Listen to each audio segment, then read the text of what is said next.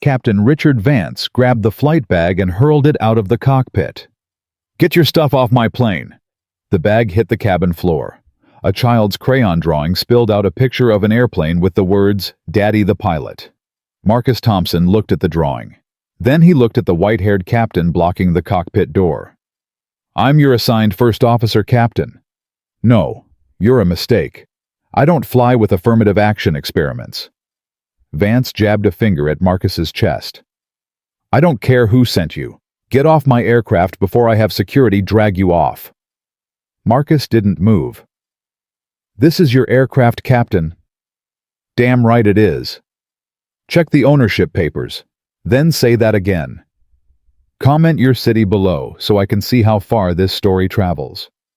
The flight bag hit the floor hard. Marcus Thompson watched it happen. Watched his daughter's drawing slide across the polished cabin floor. Watched Captain Richard Vance step out of the cockpit with his chest puffed up like a rooster. "Did you hear me?" Vance said. "I said get off." Marcus bent down slowly. He picked up the drawing. Lily had spent an hour on it last night, tongue sticking out in concentration, asking him how to spell pilot. He folded it carefully, put it in his jacket pocket. "I'm Marcus Thompson," he said. "Operations assigned me as your first officer for the London run." "I know who you are. I saw your file." Vance crossed his arms. 38 years old, 4,000 hours, type rated on the G700. He snorted. "Impressive on paper." "It's impressive in person too, Captain." "Is that right?" "Yes." Vance took a step closer. He was shorter than Marcus by 4 inches, but he positioned himself like a man who had never been challenged. "Let me tell you what I see, Thompson. I see a quota. I see HR trying to make the company brochure look diverse. I see someone who got fast-tracked through the system because airlines are terrified of lawsuits." Marcus felt his jaw tighten. "I earned every hour in that logbook." "Doing what cargo runs bush flying simulator time?" Vance laughed. "I've got 30 years in the left seat, real experience, real emergencies. You think because you've got a piece of paper that says you can fly a G700 that makes us equals. I think it makes me qualified to sit in that cockpit. I decide who sits in that cockpit, me, the captain. And I'm telling you right now I don't trust you. I look at you and I see a liability. I see someone who's going to panic at 40,000 feet and kill everyone on board. You don't know anything about me, Captain?" "I know enough." Vance pointed at the cabin door. "Walk out now. Tell operations there was a personality conflict. I'll back up your story. You keep your record clean. Everybody wins." Marcus didn't move. "And if I don't walk out?" Vance smiled. It wasn't friendly. "Then I call security. Tell them you're trespassing. Tell them you're a threat. By the time they're done with you, the only thing you'll be flying is a desk." The standoff lasted 10 seconds, 20, 30. Marcus thought about his daughter, about the promise he had made this morning when she hugged him goodbye. "Daddy, you'll come back, right? Always, baby girl, always." He thought about his wife, Sarah. 3 years dead, car accident. A drunk driver running a red light while she was on her way to pick up Lily from school. Marcus had been at 35,000 feet when he got the call. He landed the plane with 187 passengers. He kept his voice steady on the intercom. He taxied to the gate without a tremor in his hands. Then he walked into the terminal, found an empty gate, and collapsed. Sarah used to tell him something. Every time he faced ignorance. Every time someone looked at him and saw his skin color instead of his skills. "You don't run from bullies, Marcus. You outshine them." He looked at Richard Vance. "I'm not leaving, Captain." Vance's smile disappeared. "What did you say?" "I said I'm not leaving. I'm the assigned first officer. The flight plan is filed. The fuel is loaded. If you want me removed, you're going to have to document a specific safety concern. And I don't like the way he looks isn't going to cut it. You arrogant son of a..." "Choose your next words carefully, Captain." Vance's face went red. He grabbed the satellite phone from the cockpit console and punched in a number. Operations? This is Vance on November 700 Alpha. We have a problem. Marcus could hear the voice on the other end. Leonard Henderson, the director of operations. Nervous. High-pitched. Captain Vance, what's going on? Ms. Chen's motorcade is 15 minutes out. I need a crew swap. Now. A crew swap? Why, what's wrong with Thompson? Vance glanced at Marcus. Then he turned his back and lowered his voice. But the cockpit was small. Marcus heard every word. Leonard, I'm going to be straight with you. This guy isn't right. He's argumentative. He's aggressive. And frankly, he doesn't look the part. Doesn't look the part. What does that mean? You know what it means. Don't make me spell it out on a recorded line. A pause. Richard, I can't just... $50,000, Leonard. That's what Chen is paying for this leg. $50,000. You want her walking up those stairs and seeing this in the right seat. She wants to feel safe. She wants experience. She wants someone who looks like they belong. Marcus felt something cold settle in his chest. He had heard this speech before. Different words, same meaning. His whole career, the same meaning. I'm sending Hoffman, Leonard said. But he's 2 hours out. Maybe 3 with traffic. Fine, I'll stall her. Tell her there's a mechanical issue. A mechanical issue is there actually? There will be if you don't get this guy off my plane. Vance hung up. He turned back to Marcus with a look of triumph. There, done. Hoffman's on his way. A real pilot. Someone I can trust. He gestured toward the cabin door. You can wait in the FBO, or you can leave. I don't care. But you're not sitting in my cockpit. Marcus stayed where he was. There's no mechanical issue, Captain. There's a sensor fault. Hydraulic pressure transducer. Number 2 system. No, there isn't. I'm the captain. I say there is. And when Ms. Chen asks to see the fault, when she asks why the warning light isn't on, Vance's eye twitched. She won't ask. She's the businesswoman, not a pilot. She's a tech billionaire. She got rich by asking questions. Then I'll handle it. You'll lie to her face. I'll protect her. From you. Vance stepped forward until they were inches apart. Last chance, Thompson. Walk out. Keep your dignity. Because if you're still here when Chen arrives, I will destroy you. I will call the FAA. I will call the union. I will tell everyone who'll listen that you threatened me, that you were unstable, that you're a danger to aviation. Marcus looked into Vance's pale blue eyes. He saw fear there. Not fear of Marcus. Fear of change. Fear of a world where someone like Marcus could be his equal. You know what, Captain, I think I'll stay. The sound of a car door slamming echoed from outside. Both men turned toward the cabin window. Through the rain-streaked glass, Marcus could see a black limousine pulling up to the aircraft stairs. Vance's face went pale. She's early. Looks like it. Listen to me. Vance grabbed Marcus's arm. You sit in the back. You keep your mouth shut. You're a deadheading crew member, a passenger, nothing more. If you say one word to her, I swear to God. Marcus looked at the hand on his arm. Take your hand off me. Something in his voice made Vance let go. I'm not sitting in the back, Captain. I'm not pretending to be a passenger. And I'm not going to watch you lie to a client about a mechanical fault that doesn't exist. You don't have a choice. Actually, I do. Marcus reached into his pocket and pulled out his phone. What are you doing? Calling Leonard back, on speaker, so Ms. Chen can hear exactly why her flight is being delayed. Vance's eyes went wide. You wouldn't. Try me. For a moment, neither man moved. The rain hammered against the fuselage. Footsteps echoed on the stairs outside. Then the cabin door opened. Victoria Chen was not what Marcus expected. She was small, 5'2" maybe, Asian American, mid-50s. She wore a simple black dress and no jewelry except for a thin gold watch. She carried a leather briefcase and moved with the efficiency of someone who had cut every unnecessary motion from her life. Behind her, an assistant struggled with 2 phones and a tablet already taking notes. Chen stopped in the cabin aisle. She looked at Vance, then at Marcus, then back at Vance. "Captain, is there a problem?" Vance transformed. The hostility vanished from his face. His shoulders relaxed.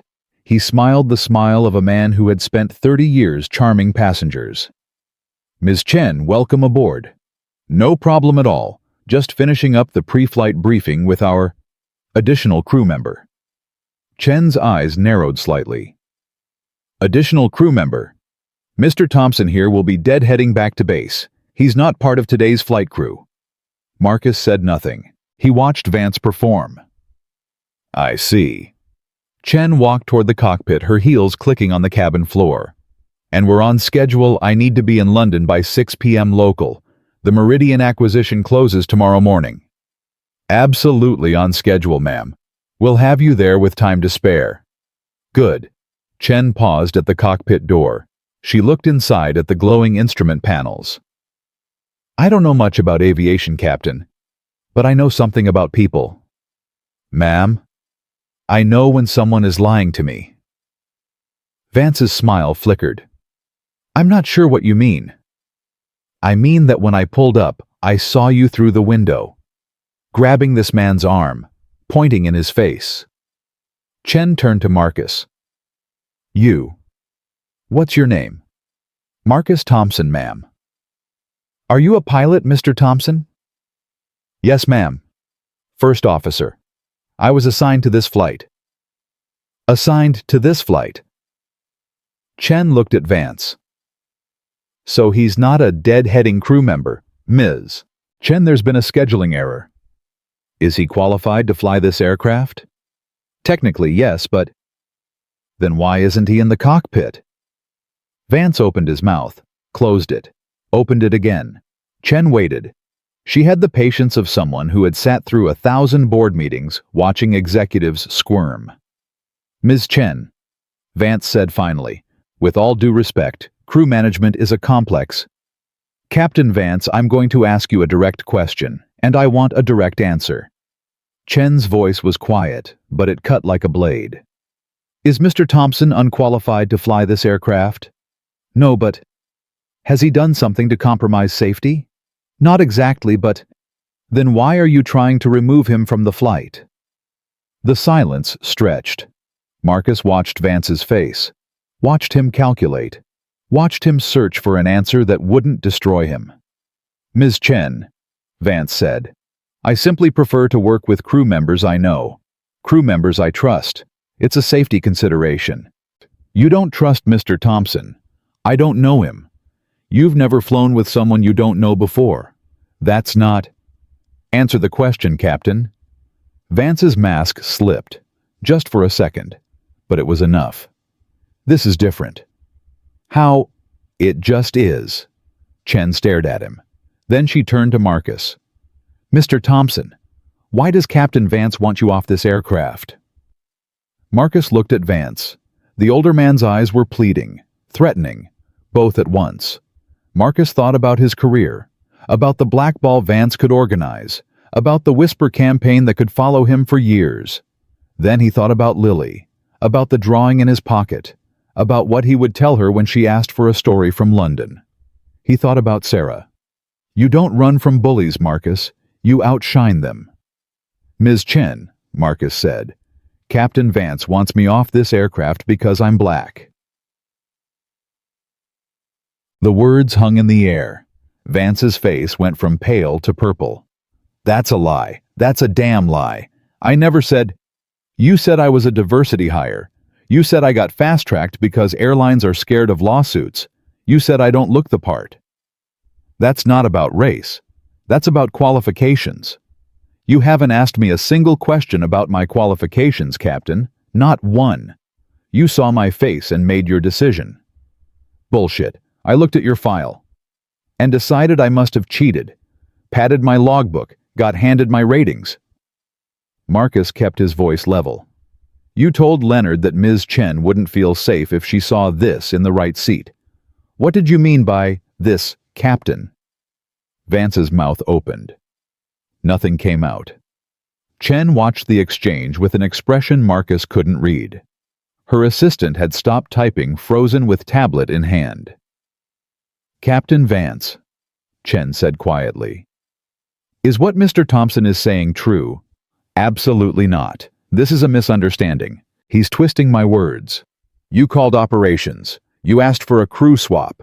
You told them there was a mechanical issue." Chen's voice was getting colder. "Is there a mechanical issue, Captain? There's a sensor fault. Show me." "What?" "Show me the sensor fault. I want to see it." Vance looked toward the cockpit. His face was slick with sweat. "Ms. Chen, you're not a pilot. The displays won't mean anything to... I have a PhD in electrical engineering, Captain. I built my first circuit board when I was 12. Show me the fault." Marcus followed them into the cockpit. Vance went first, moving like a man walking to his execution. The instrument panels glowed with crisp data. Engine parameters, navigation systems, fuel status, everything in perfect order. Chen looked at the displays. Her eyes moved systematically the way an engineer's eyes move. Left to right, top to bottom. "Where is the warning light, Captain?" Vance pointed vaguely at the center console. "It's intermittent, doesn't always trigger." "Which system?" "Hydraulic pressure transducer, number 2. Chen turned to Marcus. "Mr. Thompson, where would a hydraulic fault appear on this aircraft?" Marcus pointed to the engine indication and crew alerting system display. "Upper left quadrant, ma'am. That's where warning messages appear. Amber for caution, red for warning." "And what do you see there now?" "Nothing. The display is clear. All systems are normal." Chen turned back to Vance. "Captain, I'm going to give you one chance to tell me the truth. One chance. Is there actually a mechanical fault on this aircraft?" Vance's face crumbled. "Ms. Chen, I was trying to protect you." "Yes or no, Captain?" The silence lasted 5 seconds. 10. "No," Vance whispered.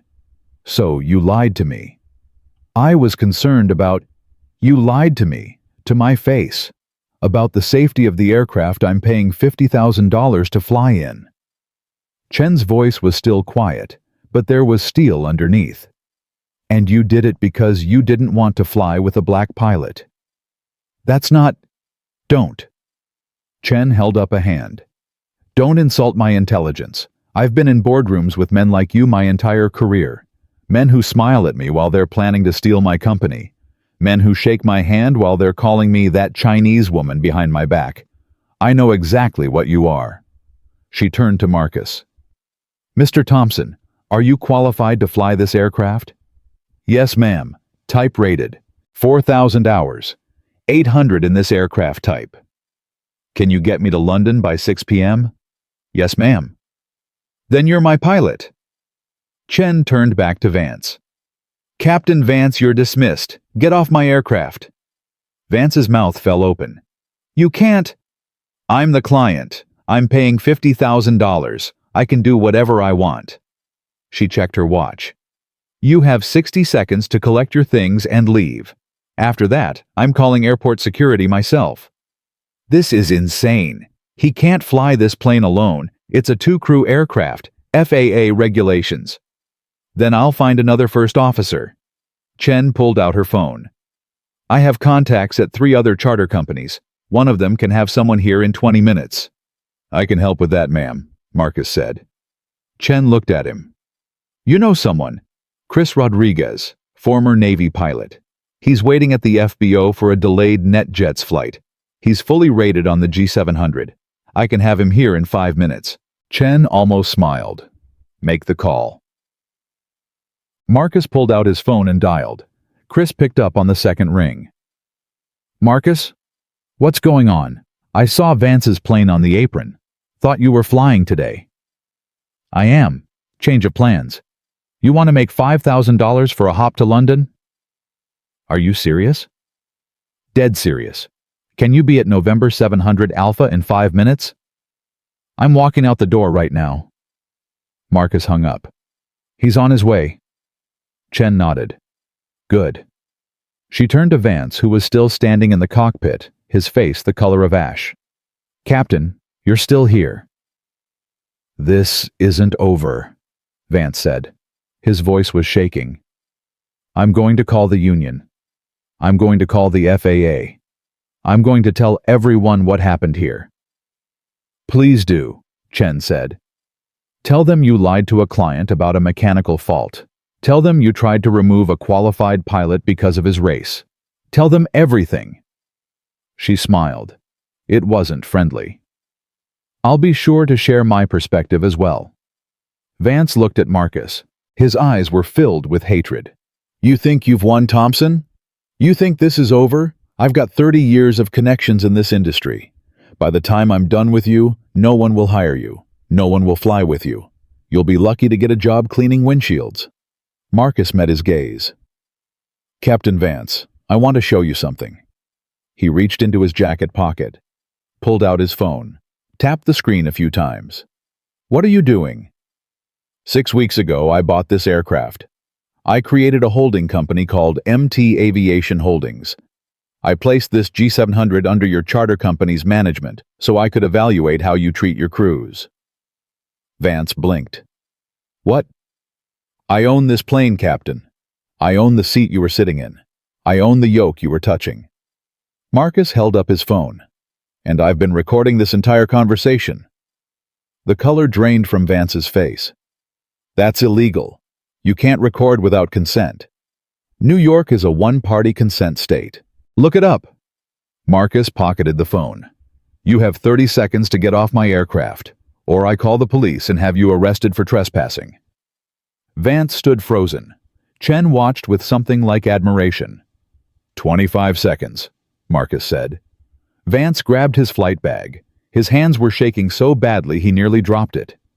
"This isn't over," he said again. But his voice had no power left. "Yes, it is." Vance walked out of the cockpit, through the cabin, down the stairs, into the rain. Marcus watched him go. Then he sat down in the left seat, the captain's seat. He pulled out Lily's drawing, unfolded it, looked at the little airplane with the tiny figure in the cockpit window. "Daddy the pilot. Mr. Thompson." He looked up. Chen was standing in the cockpit doorway. "Yes, ma'am." "I believe you have a plane to fly." Marcus nodded. He carefully placed the drawing on the center console where he could see it. "Yes, ma'am, I do." Chris Rodriguez came through the cabin door like a man who had just won the lottery. Marcus Thompson in the left seat of a G700. He dropped his flight bag and shook his head. "Never thought I'd see the day." "Get in here, Chris. We're already behind schedule." Chris slid into the right seat and started adjusting his harness. He glanced at the drawing on the center console. "Lily. Yeah. She's getting good. She's 8. Still getting good." Chris began running through the first officer's checklist. His hands moved with the practiced efficiency of a man who had spent 15 years flying everything from FA-18s to corporate jets. "So, you want to tell me what the hell happened here?" I saw Vance walking across the tarmac looking like someone shot his dog. "Long story. We've got 7 hours to London." Marcus powered up the engines. The familiar whine filled the cockpit. "He didn't want to fly with me." "Because..." "Take a guess." Chris stopped his checklist. He looked at Marcus for a long moment. "You're kidding." "I'm not." In 2024, he actually said that. He said a lot of things. Called me a diversity hire. Said I got fast-tracked because airlines are scared of lawsuits. Told operations I don't look the part. Chris let out a low whistle. And the client heard all this. She heard enough. Damn. Chris shook his head again. Vance always was an arrogant bastard. But I didn't think he was stupid. Turns out he's both. Marcus keyed the radio.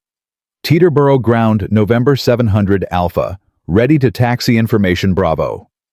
The controller's voice crackled back. November 700 Alpha taxi to runway 1 via Alpha hold short.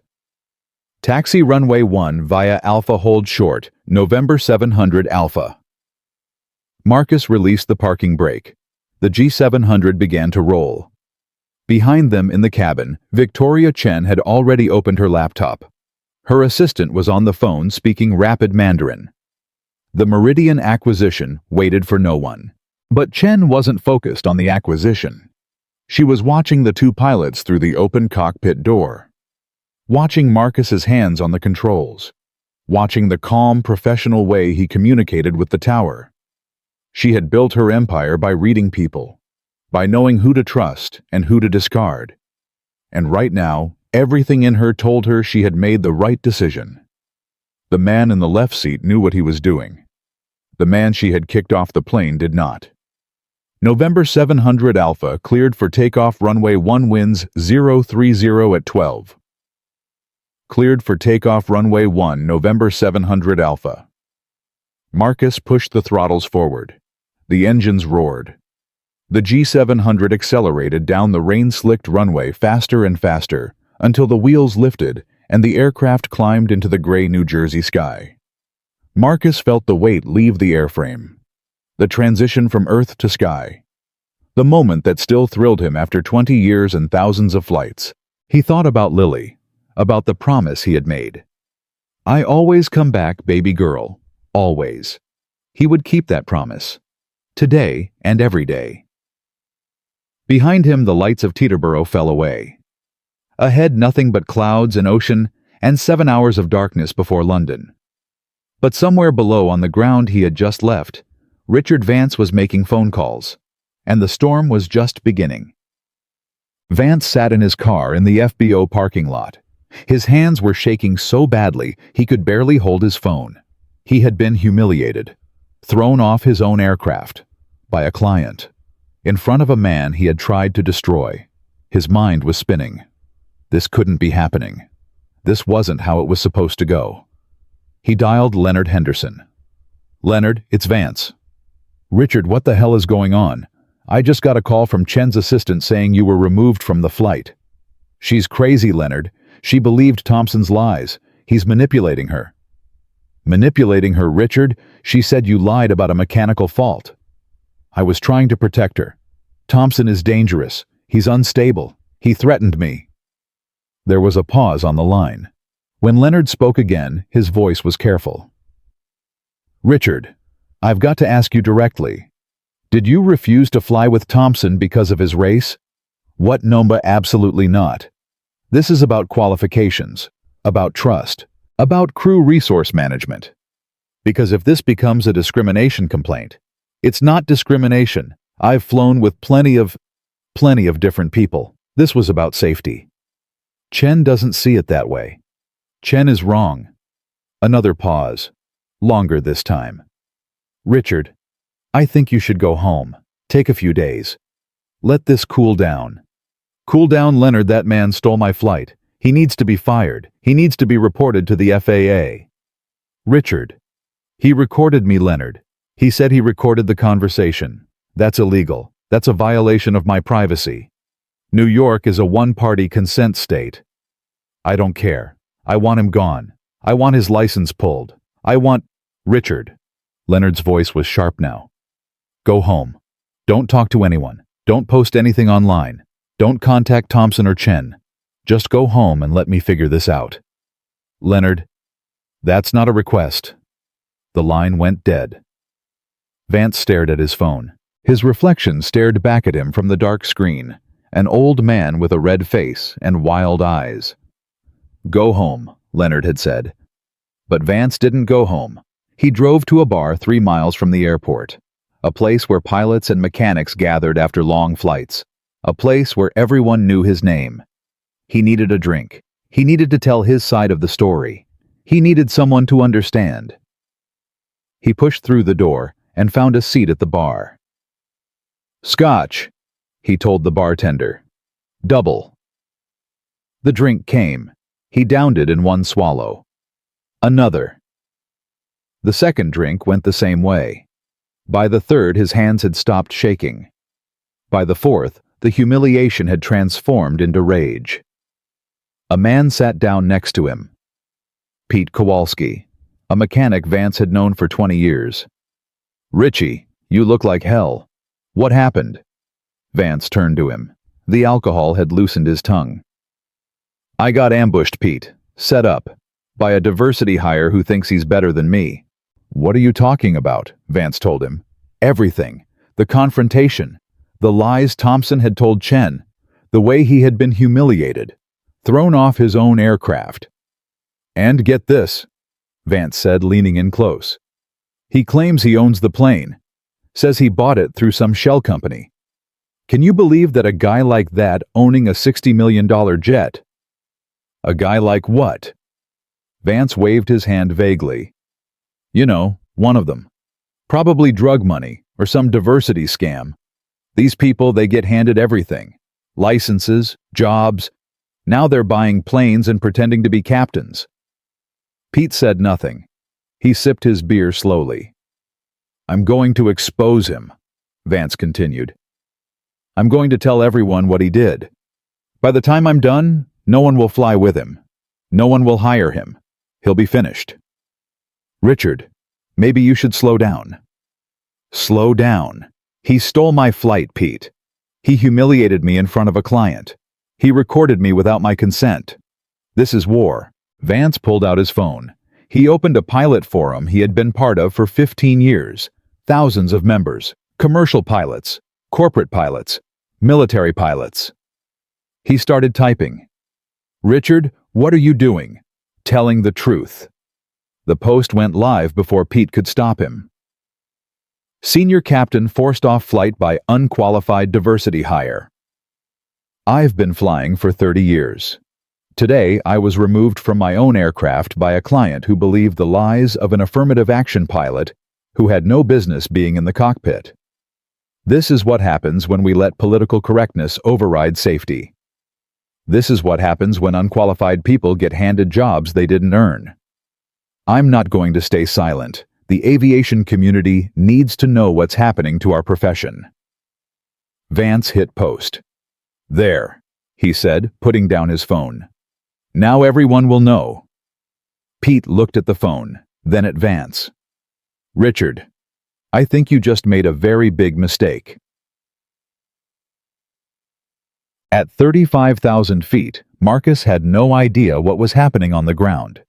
He was focused on the flight, on the autopilot, on the oceanic crossing procedures, on the steady rhythm of air traffic control handoffs as they moved from New York Center to Gander to Shanwick. Chris was dozing in the right seat. Standard procedure on long flights. One pilot rested while the other monitored. Marcus didn't sleep. He couldn't. His mind kept returning to the confrontation with Vance, to the words that had been spoken, to the hatred in the older man's eyes. I look at you, and I see a liability. I see someone who's going to panic at 40,000 feet and kill everyone on board. Marcus had heard variations of that speech his entire career. From instructors, from check airmen, from fellow pilots who smiled to his face and whispered behind his back.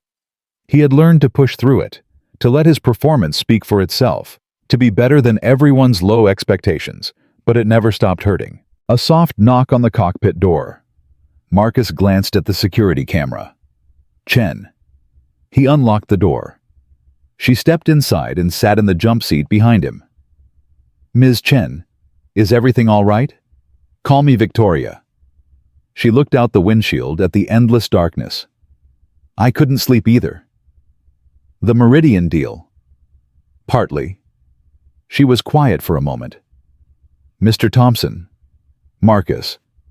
Marcus, I want to apologize for what happened back there. Marcus turned slightly. You don't have anything to apologize for. I do. I knew something was wrong when I walked in. I saw Vance grabbing you. I saw the tension. But I almost let it go. Almost decided it wasn't my business. She shook her head. That's how these things survive. Good people deciding it's not their business. You spoke up when it mattered. Did I just get angry because he lied to me? Victoria's voice was thoughtful. I'm not sure my motives were pure. I hate being lied to. It's personal. Does it matter? The outcome was the same. Maybe. She looked at Lily's drawing on the console. That's beautiful. Your daughter. Lily. She's 8. She made this for you. For good luck. She makes one before every flight. Victoria smiled. It was the first genuine smile Marcus had seen from her. My father was a pilot, she said. Did you know that? No. He flew cargo in China before the revolution. When we came to America, he couldn't get his license recognized. He ended up working in a restaurant for 40 years, washing dishes, mopping floors. Her voice was distant. He never flew again, but he talked about it every single day. The freedom, the sky, the feeling of being above everything. I'm sorry. Don't be.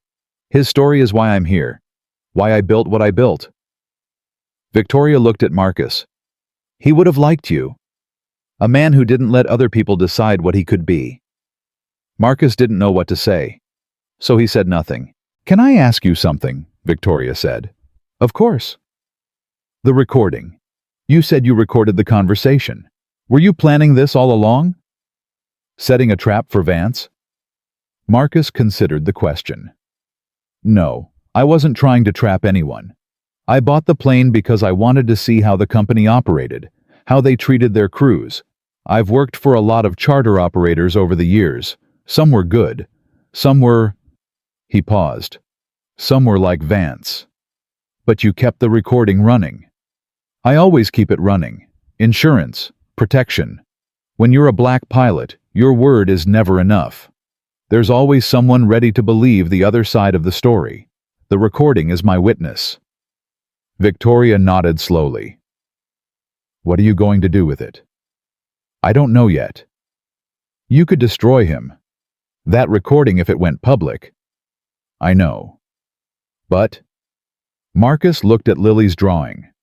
At the little airplane with the tiny figure in the window. My wife used to say something. You don't run from bullies, Marcus. You outshine them. He took a breath. She didn't say destroy them. She said outshine them. There's a difference. Your wife sounds like a wise woman. She was. Victoria caught the past tense. She didn't push. Whatever you decide, she said, standing up. I'll support you. If you need a lawyer, I have a dozen. If you need a public platform, I have that too. Vance tried to throw you off my flight because of who you are. That makes it personal for me now. Thank you, Victoria. She paused at the cockpit door. Marcus, the Meridian acquisition. If it goes through, I'll need a chief pilot for my flight department. Someone I can trust. Someone who knows what it's like to be underestimated. Marcus turned to look at her. Are you offering me a job? I'm offering you an opportunity. Think about it. She left. The cockpit door closed behind her.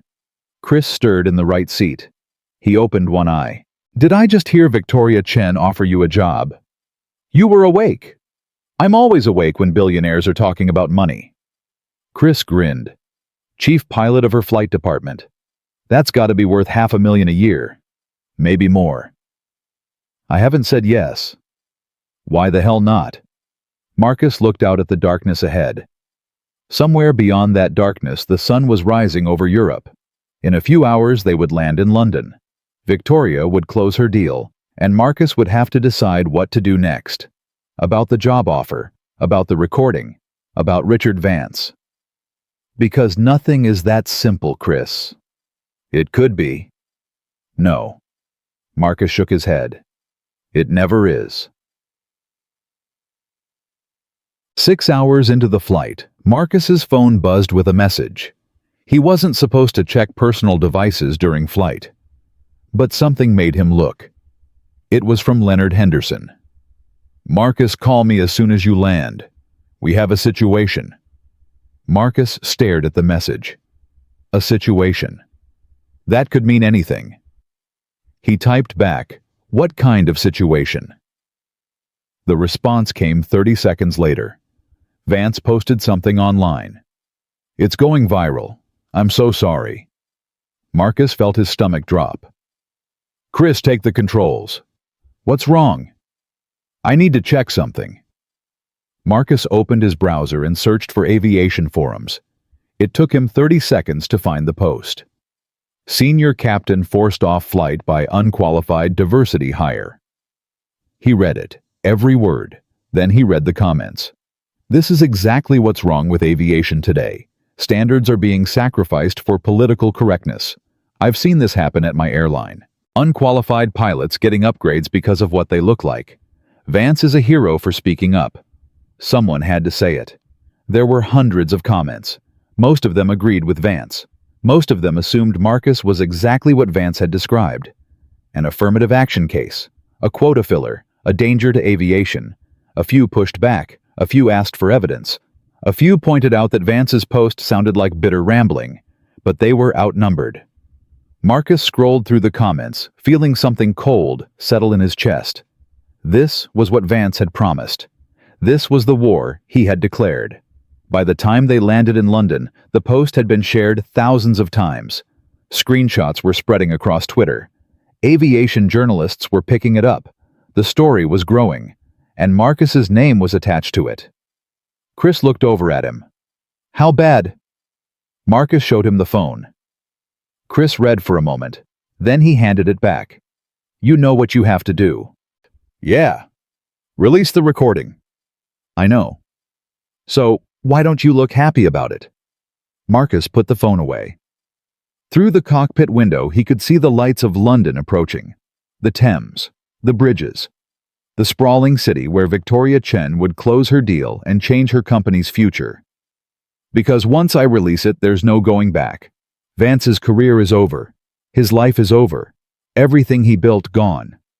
He did this to himself, Marcus. I know. He threw your bag on the floor. He called you a diversity hire. He tried to have you arrested. He lied to a client. And now he's trying to destroy your reputation online." Chris's voice was hard. "The man deserves whatever's coming.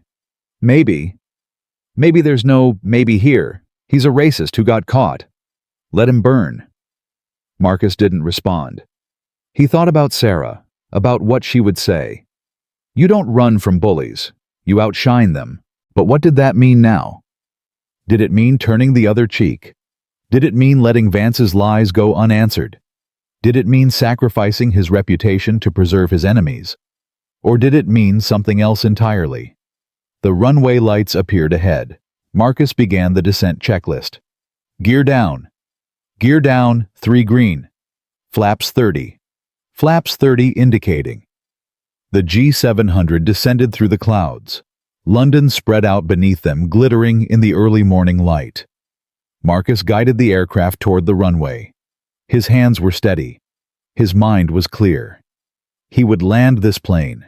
He would deliver Victoria Chen to her meeting. He would fulfill the duty he had been assigned. And then he would make a decision. The wheels touched the runway. A perfect landing. The kind of landing that proved everything Vance had said was a lie. Marcus taxied to the private terminal. He shut down the engines.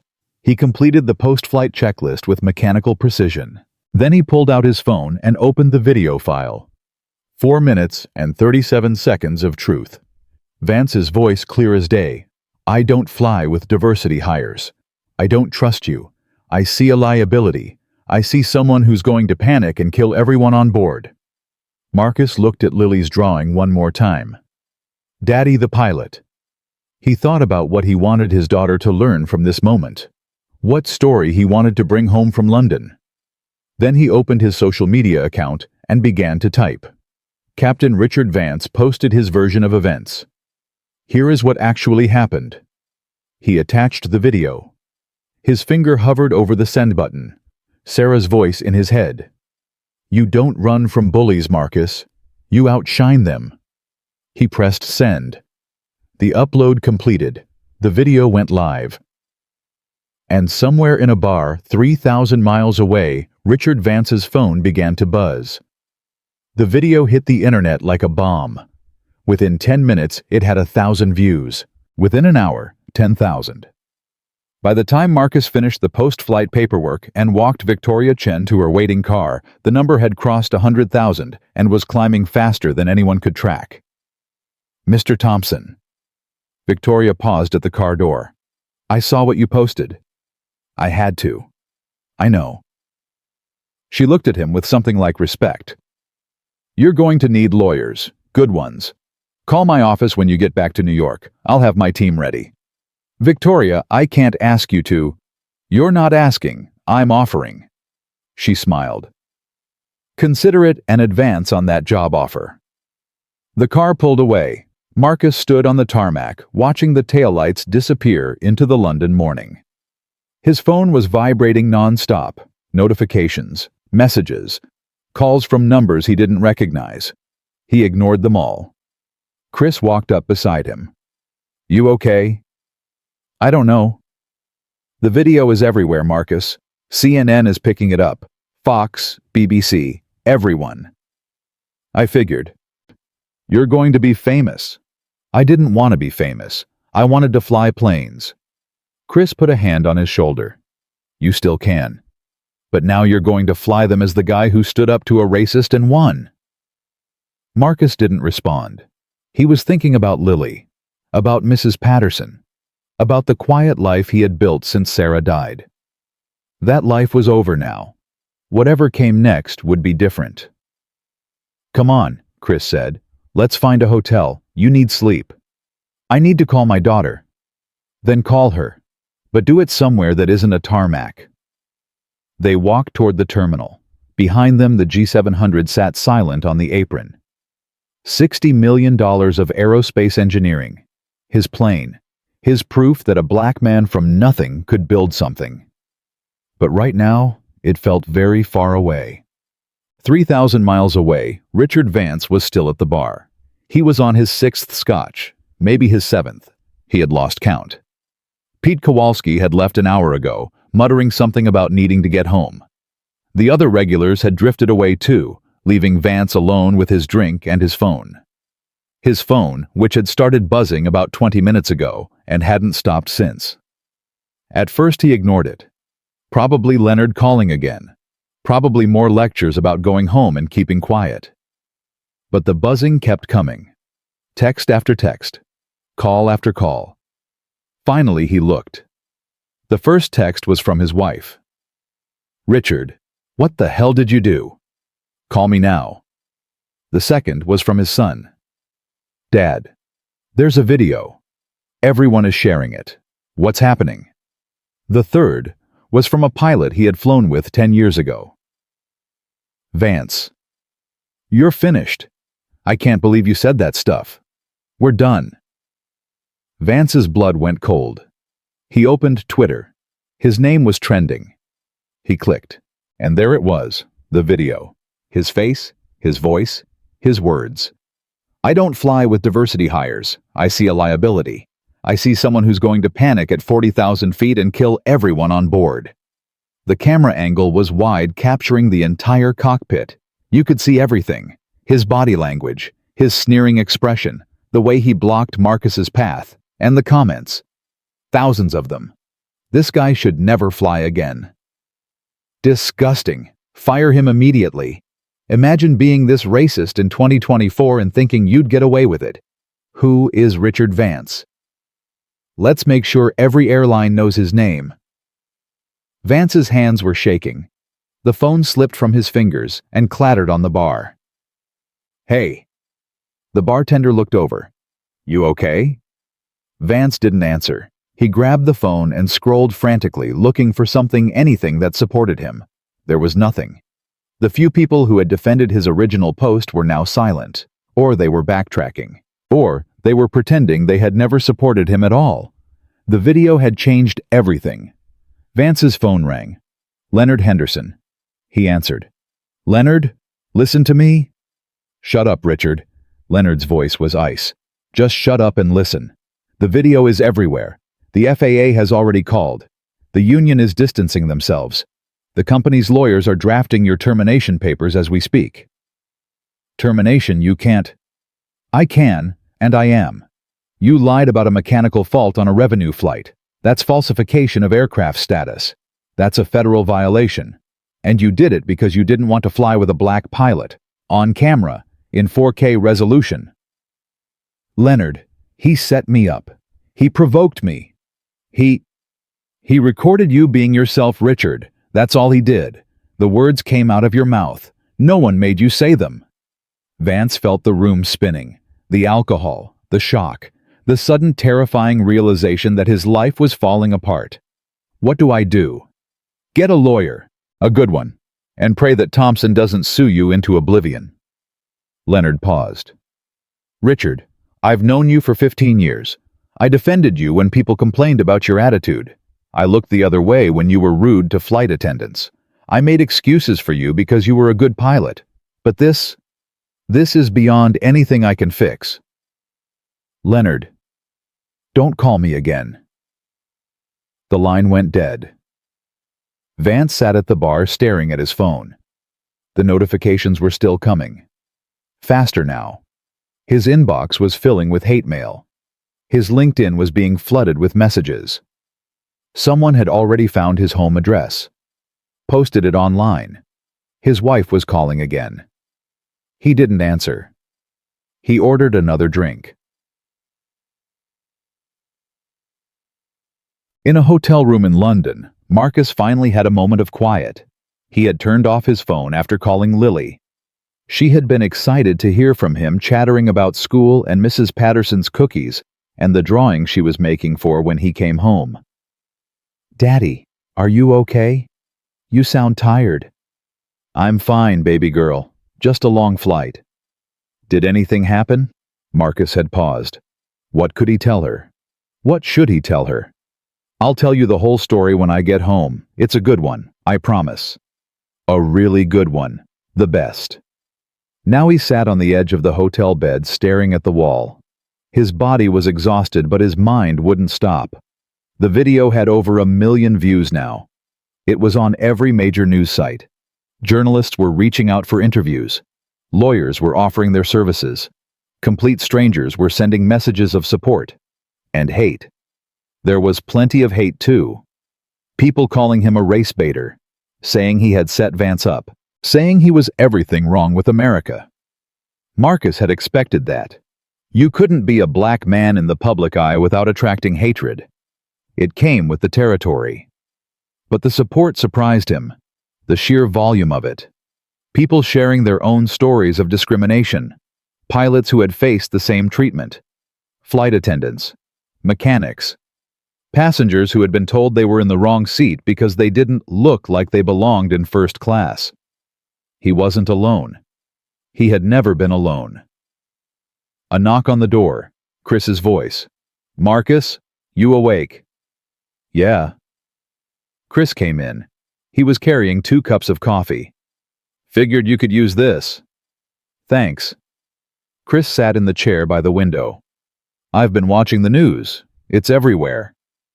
I know. The FAA released a statement. They're opening an investigation into Vance. Marcus nodded. He had expected that too. And Atlantic Premier Charter put out a press release. Vance has been terminated, effective immediately. Fast. They're trying to get ahead of the story, protect themselves. Chris shook his head. Corporate survival instinct. They'll throw anyone under the bus to save their reputation. What about Leonard? Don't know yet. He approved Vance's crew swap request. He knew what was happening and he went along with it. He might be next. Marcus thought about Leonard's voice on the phone that morning. The nervousness, the reluctance to push back against Vance. Leonard wasn't evil. He was just weak, and sometimes weakness caused as much damage as malice. Victoria called while you were on the phone with Lily, Chris said. What did she want? She closed the Meridian deal, signed the papers an hour ago. Good for her. And she wanted me to tell you something. Chris leaned forward. She said the job offer is real. Chief pilot of her flight department. Starting salary is $400,000 plus benefits. Plus equity in the company. Marcus looked at him. Equity. She's building something, Marcus. She wants you to be part of it. I barely know her. She knows you. She saw how you handled Vance. She saw how you flew that plane. She saw who you are under pressure. Chris smiled. That's worth more than a resume. Marcus was quiet for a long moment. I need to think about it. Take your time, but don't take too long. Opportunities like this don't come around twice. Chris finished his coffee and stood up. Get some sleep, Marcus. We've got the return flight tomorrow. And something tells me things are going to get even crazier when we land in New York. He left. Marcus sat alone in the silence. $400,000. Equity in a company. A chance to build something real. But all he could think about was Lily. About the quiet apartment they shared. About Mrs. Patterson's cookies. About the simple life he had built from the ashes of Sarah's death. Did he want to change all that? Did he want to become someone else? He didn't know. He closed his eyes and tried to sleep. But the thoughts kept coming. And somewhere in the darkness, Sarah's voice whispered in his ear, "You don't run from bullies, Marcus. You outshine them." But what did outshining look like now? What did winning mean when the whole world was watching? He fell asleep without an answer. The next morning, Richard Vance woke up on his couch. He didn't remember getting home. He didn't remember the drive from the bar. He didn't remember much of anything after his 10th drink. But he remembered the video. He remembered his words played back to him in perfect clarity. "I don't fly with diversity hires." His head was pounding. His mouth tasted like ash. His phone was on the floor screen, cracked, still buzzing with notifications. He sat up slowly. The living room was empty. The house was silent. "Karen." No answer. He walked to the kitchen. A note on the counter. "Richard, I'm at my sister's. Don't call me. I need time to process what you did.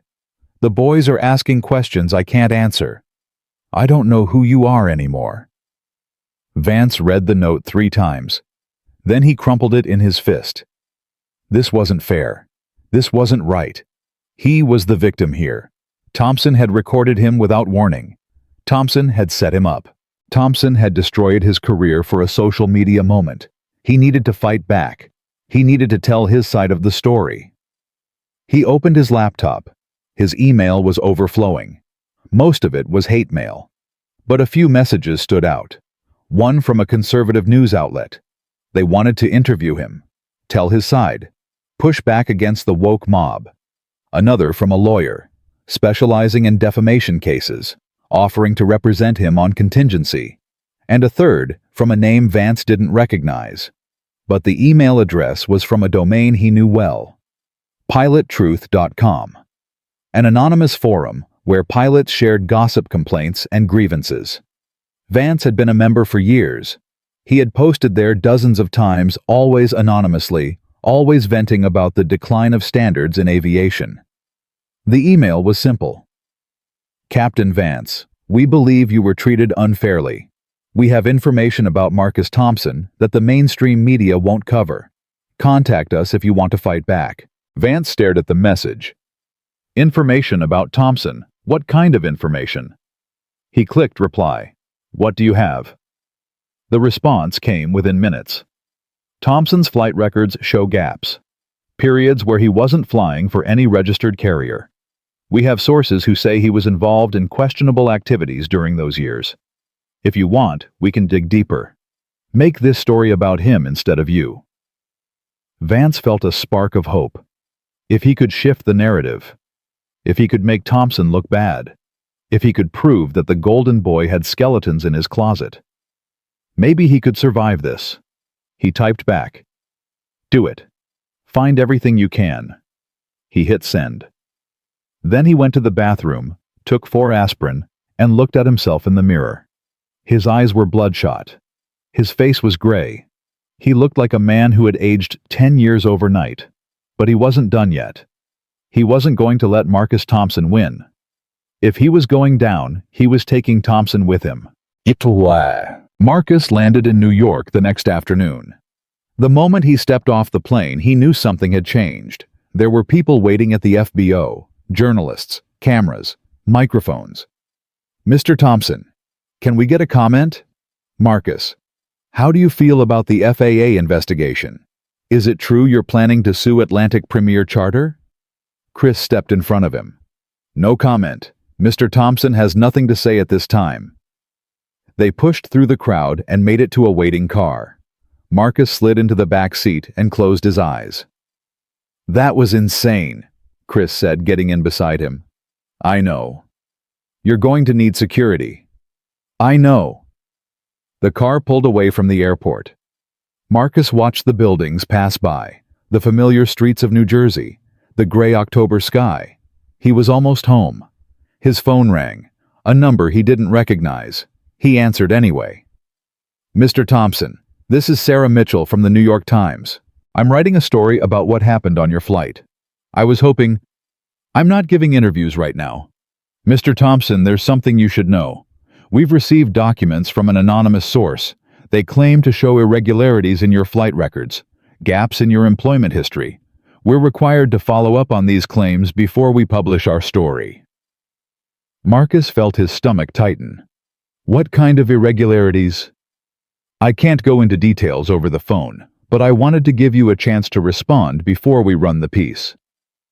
Who sent you these documents? I can't reveal my sources, Mr. Thompson. But if you want to meet in person, I can show you what we have. Give you a chance to explain. Marcus was quiet for a long moment. When? Tomorrow morning. Our office is in Manhattan. 10 o'clock. I'll be there. He hung up. Chris was watching him. What was that about? Someone is trying to dig up dirt on me. Vance. Probably. What kind of dirt? Marcus stared out the window. The kind that doesn't exist. But that doesn't mean they won't try to create it. Chris shook his head. This guy doesn't quit. No, he doesn't. So what are you going to do? Marcus thought about the question. About everything that had happened in the last 48 hours. About the video. About the fallout. About the millions of people who had watched a captain throw his flight bag on the floor and call him a diversity hire. He thought about Lily. About the story he had promised to bring her from London. And he thought about Sarah. About her voice in his head. About the words she had said 1,000 times. You don't run from bullies, Marcus. You outshine them. I'm going to tell the truth, he said finally. Whatever they think they've found, I'm going to explain it. And if they still want to print lies, I'll deal with that too. And Vance? Vance is destroying himself. I don't need to do anything. He's doing all the work for me. Chris smiled. That's the Marcus Thompson I know. The car pulled up to Marcus's apartment building. He got out and stood on the sidewalk for a moment, looking up at the windows. Lily was up there, waiting for him, ready to hear the story he had promised. He walked inside. Mrs. Patterson met him at the door. Marcus, thank God you're home. Is Lily okay? She's fine. She's in her room drawing.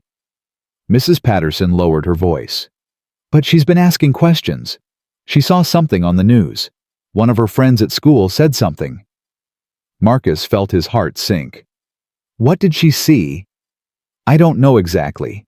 But she asked me why people were being mean to her daddy. Marcus closed his eyes. I'll talk to her. Marcus? Mrs. Patterson put a hand on his arm. I've known you since you were a boy. I knew Sarah. I know what kind of man you are. Whatever happened on that plane, I'm sure you did the right thing. Thank you, Mrs. Patterson. Now go see your daughter. She's been waiting all day. Marcus walked down the hall to Lily's room. The door was open. She was sitting at her little desk, crayons spread around her, working on another drawing. Daddy? She launched herself off the chair and into his arms. Marcus held her tight, feeling her small body against his chest, breathing in the strawberry smell of her shampoo. I missed you, baby girl. I missed you too. She pulled back and looked at him. Daddy, are you okay? You look sad. I'm not sad. I'm just tired. Mrs. Patterson said people were being mean to you. Is that true? Marcus sat down on the edge of her bed. Lily climbed up beside him. Some people were mean, he said carefully. But a lot of people were nice too. Why were they mean? Marcus thought about how to answer. How do you explain racism to an 8-year-old? How do you tell your daughter that some people will hate her because of her skin? Do you remember what happened to Tommy at school last year, when some kid said he couldn't play with them because he wore glasses? Lily nodded. That was mean. It was, and it was wrong, because Tommy is a great kid and wearing glasses doesn't change that. I know. Tommy is my friend. Well, something like that happened to Daddy. Someone said I couldn't do my job because of how I look. Not because of anything I did wrong, just because of how I look. Lily's face scrunched up. That's stupid. Marcus almost laughed. Yeah, it is. What did you do? I told the truth. I showed people what really happened, and now that person is in trouble. Good. Lily nodded firmly. He should be in trouble. Marcus pulled her close again. You know what, baby girl, I promised to bring you a story from London. And I did. But it's not a happy story. It's a story about standing up for yourself. About not letting mean people win. About being brave even when you're scared. Were you scared, Daddy? A little bit. But you were brave anyway. I tried to be. Lily hugged him tight. You're the bravest person I know, Daddy. Braver than superheroes. Marcus felt tears prick his eyes. He blinked them back. I love you, Lily. I love you more. Impossible. She giggled. Their ritual, their anchor. Outside, the world was still spinning. Journalists were still calling. Vance was still scheming. The internet was still arguing. But in this room with his daughter in his arms, Marcus felt something he hadn't felt in days. Peace. Whatever came next, he would face it. He would stand up. He would tell the truth. He would be the man Sarah had believed in. The man Lily needed him to be. He would outshine them all. The New York Times building stood like a monument in Midtown Manhattan. Marcus arrived at 9:45, 15 minutes early. He had barely slept. After putting Lily to bed, he had spent hours going through his own records, his flight logs, his employment history. Looking for whatever the anonymous source thought they had found. He knew his record was clean. He had nothing to hide. But innocence didn't always protect you. He had learned that lesson a long time ago. The lobby was crowded with people rushing to meetings, clutching coffee cups, talking on phones. Marcus felt out of place in his civilian clothes. No uniform, no stripes, just a black man in a gray jacket waiting for an elevator. Sarah Mitchell met him on the 14th floor. She was younger than he expected, late 20s, sharp eyes behind wire-rimmed glasses. She shook his hand firmly. Mr. Thompson, thank you for coming. You said you had documents. I do. Let's talk in the conference room. She led him down a hallway lined with framed front pages. Headlines from a century of journalism. Wars, elections, scandals, history preserved in newsprint. The conference room was small and functional. A table, 6 chairs, a window overlooking the city. Sarah closed the door and sat across from him. She opened a folder. Before we start, I want to be clear about something. The Times is not in the business of character assassination. We verify everything before we print it. That's why I wanted to meet with you in person. I appreciate that. These documents arrived anonymously yesterday, sent to 3 different journalists at the paper. Someone wanted to make sure we saw them. She slid the folder across the table. Marcus opened it. Inside were printouts of his FAA records, his pilot certificates, his flight logs from the past 15 years, and highlighted in yellow 2 gaps in his employment history. The first gap was from 2018 to 2019, 14 months where he wasn't listed as flying for any registered carrier. The second was from 2021 to 2022, 11 months, same thing. The anonymous source claims these gaps indicate that you were involved in illegal activities, Sarah said. Drug running, unlicensed charter flights, falsified credentials. Marcus almost laughed. That's what they came up with. You find this amusing. I find it desperate. Marcus pushed the folder back toward her. The first gap was 2018 to 2019. That was when my wife was dying. Sarah's expression shifted. I'm sorry. Sarah, my wife. She was diagnosed with pancreatic cancer in March 2018. Stage 4. They gave her 6 months. Marcus's voice was steady, but his hands were not. I took a leave of absence from my airline job to take care of her. I was her primary caregiver for 14 months. She died in May 2019. The conference room was silent. The second gap, Marcus continued, was 2021 to 2022. That was when I was building my company, MT Aviation Holdings. I wasn't flying for a carrier because I was raising capital, negotiating contracts, getting my business off the ground. I was still flying, just not for someone else. Sarah was writing notes. Her pen moved quickly across the page. Can you provide documentation for this? I can provide everything. Hospital records, insurance claims, business filings, tax returns, my wife's death certificate. Marcus met her eyes. I have nothing to hide, Ms. Mitchell. The only reason there are gaps in my carrier employment is because life happened. I had a dying wife and then a grieving daughter. I did what I had to do. Sarah set down her pen. Mr. Thompson, I have to be honest with you. When I received these documents, something felt wrong. The timing, the anonymity, the obvious agenda. I've been doing this job long enough to recognize a smear campaign when I see one. Then why did you call me?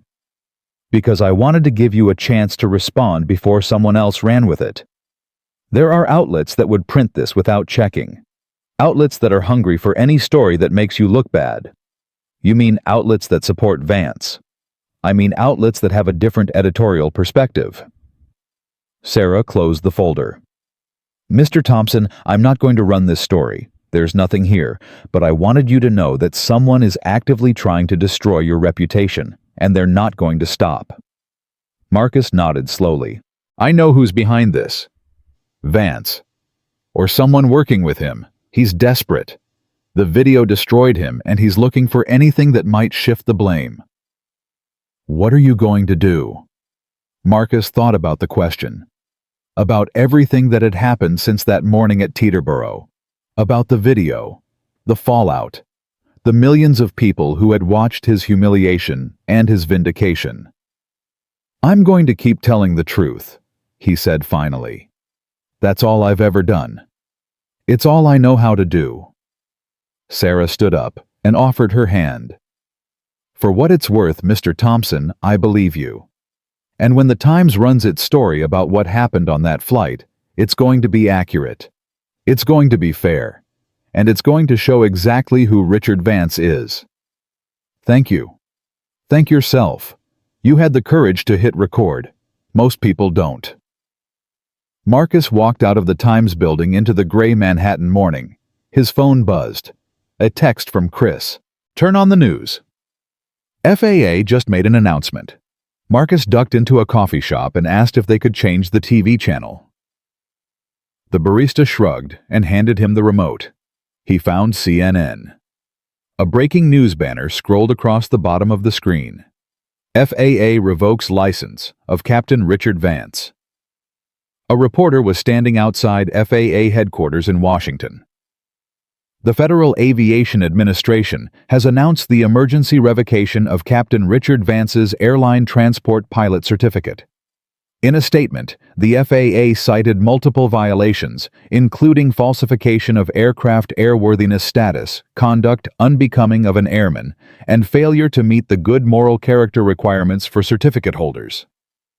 The screen cut to a clip of an FAA official reading a statement. The evidence presented, including video and audio recordings of Captain Vance's conduct, demonstrates a pattern of behavior that is inconsistent with the responsibilities of an ATP certificate holder. Captain Vance knowingly misrepresented the mechanical status of an aircraft to a paying client. This alone constitutes a serious federal violation. Combined with the discriminatory conduct displayed toward a fellow crew member, we have determined that Captain Vance poses an unacceptable risk to aviation safety. Marcus stood in the coffee shop watching the screen. It was over. Vance's career was finished. 30 years of flying gone in an instant. He should have felt triumphant. He should have felt vindicated. Instead, he felt empty. This wasn't what he wanted.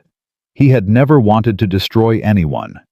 He had just wanted to do his job, to fly planes, to be judged by his skills instead of his skin. But Vance had made it personal. Vance had thrown his bag on the floor. Vance had called him a diversity hire. Vance had tried to have him arrested, blackballed, erased. And in the end, Vance had destroyed himself. Marcus's phone rang. Victoria Chen. "Marcus, are you watching?" "I'm watching." "It's done. Vance is finished. The FAA doesn't revoke licenses lightly. He'll never fly again." "I know." "How do you feel?" Marcus didn't answer immediately. "I feel like I need to see my daughter." Victoria was quiet for a moment. "That's the right answer. Go home, Marcus. Be with Lily. When you're ready, we'll talk about the future." "The job offer." "Among other things. But take your time. You've earned it." She hung up. Marcus pocketed his phone and walked out of the coffee shop. The city moved around him. Taxis honking. People rushing. The endless energy of New York. But Marcus wasn't part of it anymore. He was somewhere else entirely. He was thinking about Sarah, about the last conversation they had before she died. She had been so weak by then, barely able to speak, but she had grabbed his hand and pulled him close. "Marcus, promise me something." "Anything." "Don't let them shrink you. Don't let anyone make you smaller than you are. You're meant for great things. I've always known it. Lily knows it. Don't forget." "I won't." "And take care of our girl. She's going to need you." "I will. I promise." Sarah had smiled. That beautiful smile he had fallen in love with 20 years ago. "I'm so proud of you, Marcus. I've always been proud of you." Those were her last words. Marcus wiped his eyes. He was standing on a Manhattan sidewalk crying in front of strangers, and he didn't care. He had kept his promise. He hadn't let them shrink him. He had stood up. He had told the truth. He had outshone them all. Now it was time to go home. Richard Vance watched the same news broadcast from his living room. He was alone. Karen hadn't come back. His sons weren't answering his calls. The house was empty and silent except for the television and the sound of his own breathing. FAA revokes license of Captain Richard Vance. The words scrolled across the screen like a death sentence. Which in a way they were. Vance had been a pilot his entire adult life. It was the only thing he knew how to do. The only thing he was good at. Without his license, he was nothing. Just an old man with no skills and no future. His phone rang. The lawyer he had contacted. The defamation specialist. "Mr. Vance, I've reviewed your case. I'm afraid I have bad news." "What now?" "The video is authentic. The audio is clear. Your own words are the evidence against you. There's no defamation claim here because everything Thompson posted is true." He recorded me without my permission. New York is a one-party consent state. He was a party to the conversation. He had every right to record it. Then I'll sue him for something else. Emotional distress. Interference with my career. "Mr. Vance." The lawyer's voice was patient but firm. "You interfered with your own career. You lied to a client.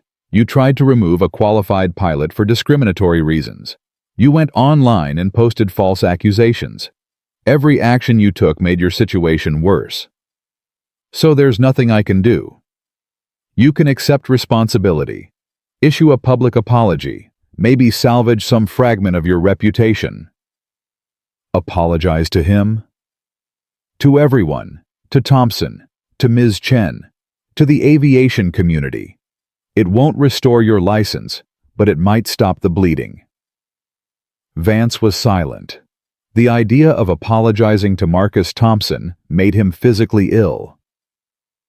"I'm not apologizing to anyone. he said finally. "He ruined my life." "With respect, Mr. Vance, you ruined your own life." Thompson just held up a mirror. Vance hung up. He threw the phone across the room. It bounced off the wall and clattered to the floor. A mirror. That's what the lawyer had called it. But Vance didn't want to look in any mirrors. He didn't want to see what he had become. He walked to the liquor cabinet and poured himself a scotch. His hands were shaking so badly he spilled half of it. He drank what was left. Then he poured another. Outside, the sun was setting. The sky was turning orange and pink, the kind of beautiful evening that Vance used to watch from 40,000 feet. He would never see that view again. Never feel the yoke in his hands. Never hear the engines roar as the wheels left the ground. He was earthbound now. Grounded forever. And it was all Marcus Thompson's fault. No. That wasn't right. The lawyer was right. Thompson hadn't done anything except exist. Except show up. Except refuse to be pushed out. The fault was his own. Vance finished his second drink and poured a third. He didn't know what he was going to do. He didn't know how he was going to survive this. But he knew one thing. He wasn't going to apologize. Not now. Not ever. If he was going to lose everything, he was going to lose it with his pride intact. Even if that pride was all he had left. 3 days passed. Marcus spent them with Lily. They went to the park. They watched movies.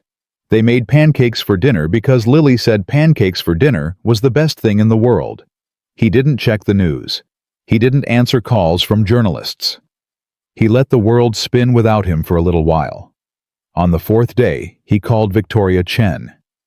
"Marcus, I was wondering when I'd hear from you. I've been thinking about your offer." And Marcus looked around his apartment. At the photos of Sarah on the walls. At Lily's drawings stuck to the refrigerator. At the small, quiet life he had built. "I have conditions." "Tell me." "I want to be based in New York. I don't want to relocate." "Done." "I want flexibility for my daughter. If she needs me, I need to be able to be there." "Of course." "And I want to build something. Not just fly your planes. I want to create a training program. A pipeline for pilots who look like me. Kids who never see themselves in the cockpit. I want to show them it's possible." Victoria was quiet for a moment. "Marcus, do you know why I offered you this job?" "Because I didn't back down from Vance." "No. Because of what you said on that flight. About your daughter. About the drawing she made you." Victoria's voice softened. "I told you my father was a pilot, that he came to America and had to wash dishes for 40 years because no one would recognize his license.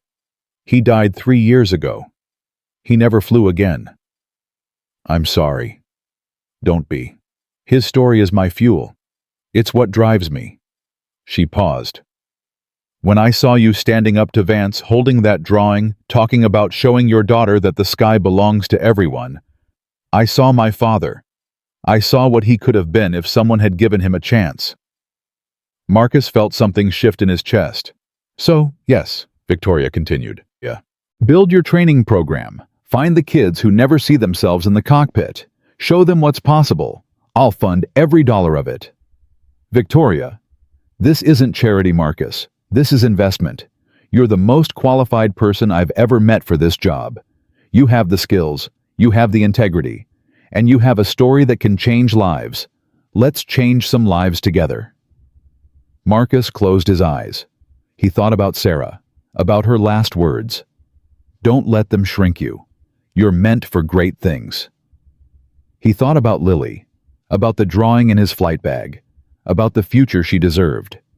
He thought about the 8-year-old version of himself, the kid who looked up at airplanes and dreamed of touching the sky. The kid who had no role models, no mentors, no one who looked like him in the cockpit. What would that kid think if he could see Marcus now? "Okay," Marcus said. "I'm in." "Welcome aboard, Chief Pilot Thompson." "When do I start?"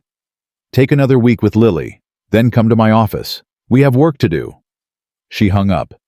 Marcus sat in the silence of his apartment, feeling the weight of the moment. He had a new job. a new purpose, a chance to build something that would outlast him. But first, he had a promise to keep. He walked to Lily's room. She was sitting at her desk drawing again. "Hey, baby girl, what are you working on?" Lily held up the paper. It was another airplane, but this one was different. This one had two figures in the cockpit window. "Who's that?" Marcus asked, pointing to the second figure. "That's me," Lily said. "I'm flying with you." Marcus felt his heart crack open. "You want to be a pilot?" "Maybe.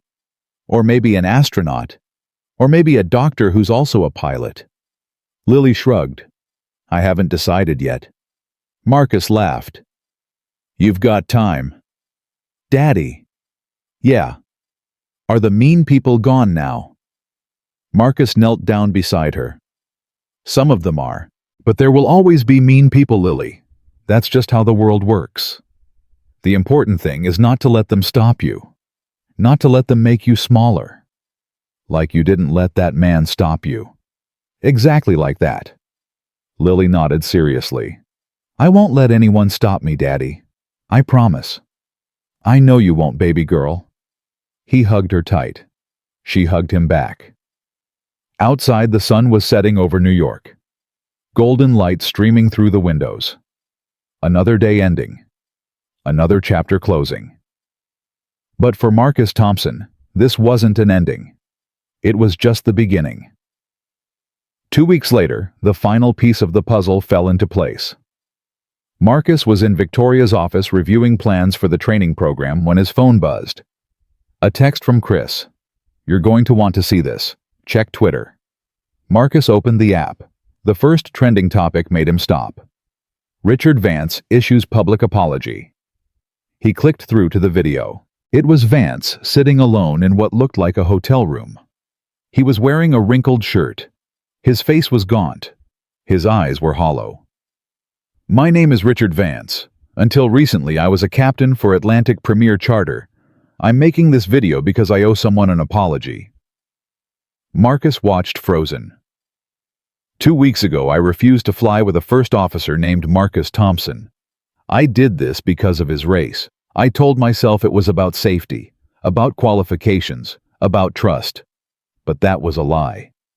The truth is, I looked at Marcus Thompson, and I saw someone who didn't fit my idea of what a pilot should look like, and I tried to destroy him for it. Vance's voice cracked. I called him a diversity hire. I said he got fast-tracked because of lawsuits. I lied to a client about a mechanical fault just to get him off my plane. And when that didn't work, I tried to smear his reputation online. I did all of this because I was afraid. Afraid of change. Afraid of being replaced.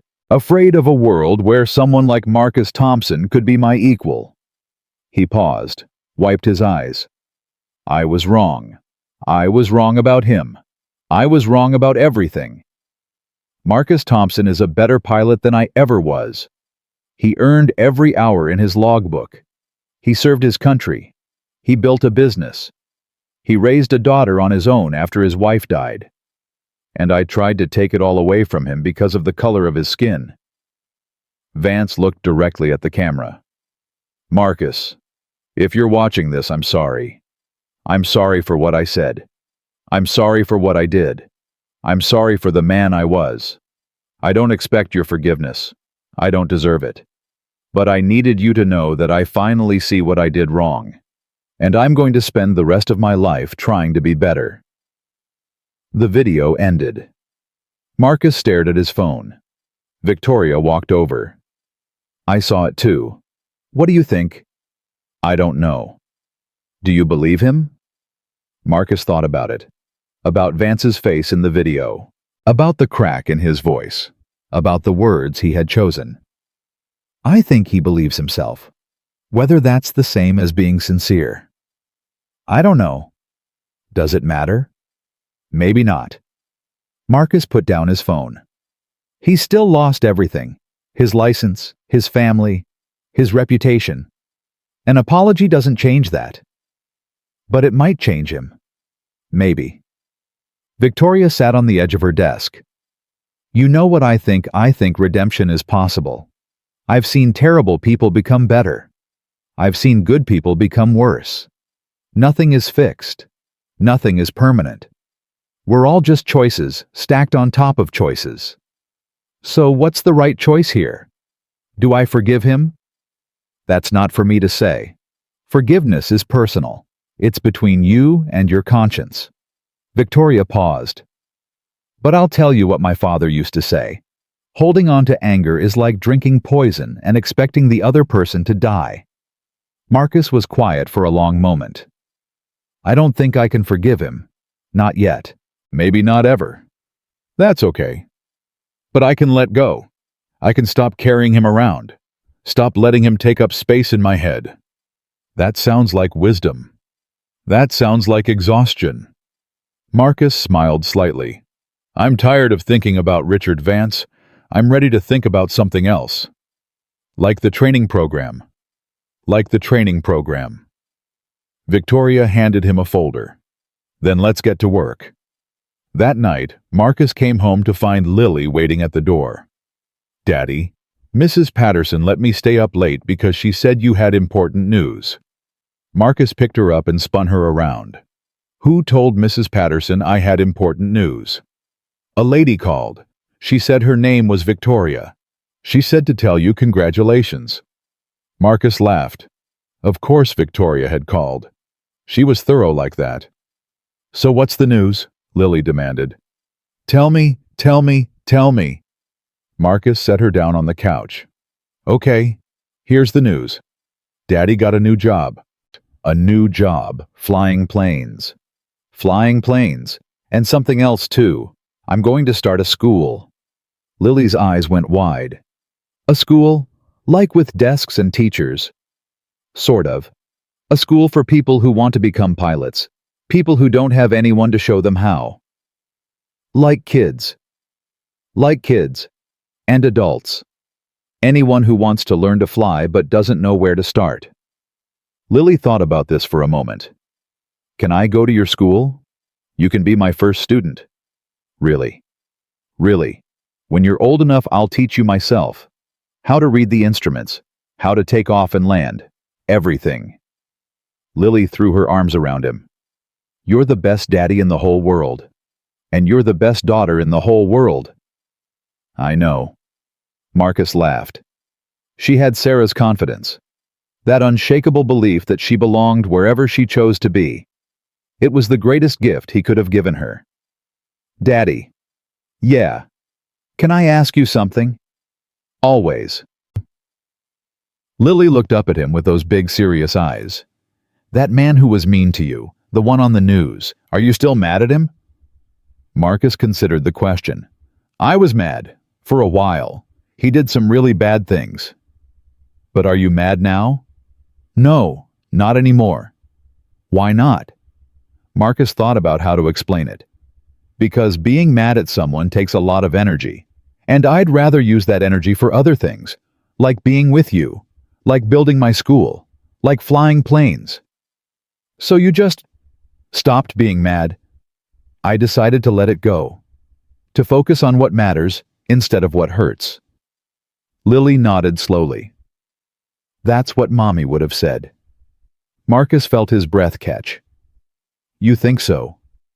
I know so. She always said not to waste time on things that make you sad. She said life is too short. She was right. She was always right. Lily yawned. Daddy, I'm tired. Then let's get you to bed. He carried her to her room and tucked her in. She was asleep before he finished pulling up the covers. Marcus stood in the doorway watching her breathe. His daughter. His reason. His future. Tomorrow he would start building the training program. He would find the kids who never saw themselves in the cockpit. He would show them what was possible. But tonight, he would just be here. In this quiet apartment. With the photographs of Sarah on the walls. With Lily's drawings on the refrigerator. With the small, precious life he had built from grief and determination. He was a pilot. A father. A business owner. And finally, after everything, he was at peace. 6 months changed everything. Marcus stood at the window of his new office looking out at the Teterboro tarmac. 3 aircraft sat on the apron, all bearing the MT Aviation Holdings logo. The G700 he had bought to test Atlantic Premier Charter. A Challenger 650 Victoria had added to the fleet, and a Cessna Citation that served as the primary training aircraft, his training aircraft. The Thompson Flight Academy had launched 2 months ago. 12 students in the first cohort.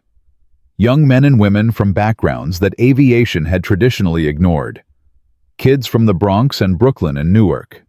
Kids who had never seen the inside of a cockpit. Kids who had been told their whole lives that the sky wasn't for people like them. Marcus was proving them wrong. One lesson at a time. His phone buzzed. A text from his assistant. "Your 10 o'clock is here. Destiny Williams. First solo flight today." Marcus smiled. Destiny was 22 years old. She had grown up in a housing project in East New York. Her father had been killed in a robbery when she was 8. Her mother worked 3 jobs to keep food on the table. Destiny had discovered aviation by accident, a field trip to a flight museum when she was 14.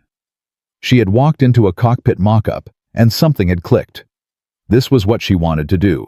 This was who she wanted to be. But there was no pathway, no money, no connections, no one who looked like her to show her the way. Until she saw Marcus on the news. She had applied to the Thompson Flight Academy the day applications opened. Her essay was 3 pages long. It talked about her father, about her mother, about the feeling she had when she sat in that cockpit mock-up and imagined herself flying. Marcus had read it twice. Then, he had called her personally. "You're exactly who this program is for," he had said.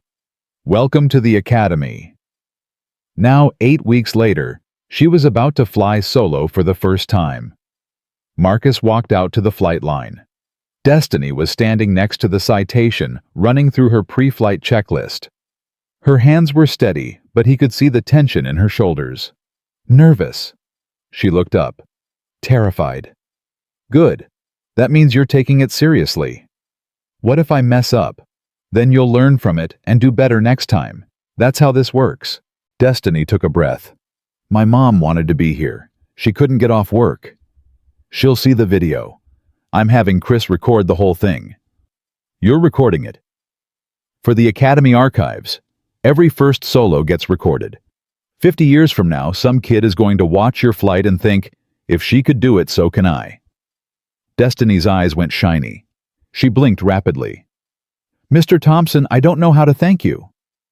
"You can thank me by flying a clean pattern, and by calling me Marcus. Mr. Thompson is my daughter's math teacher." Destiny laughed. Some of the tension left her shoulders. "Okay, Marcus. I'm ready." "Then let's do this." 30 minutes later, Marcus stood on the tarmac watching the Citation climb into the morning sky. Destiny's voice crackled over the radio.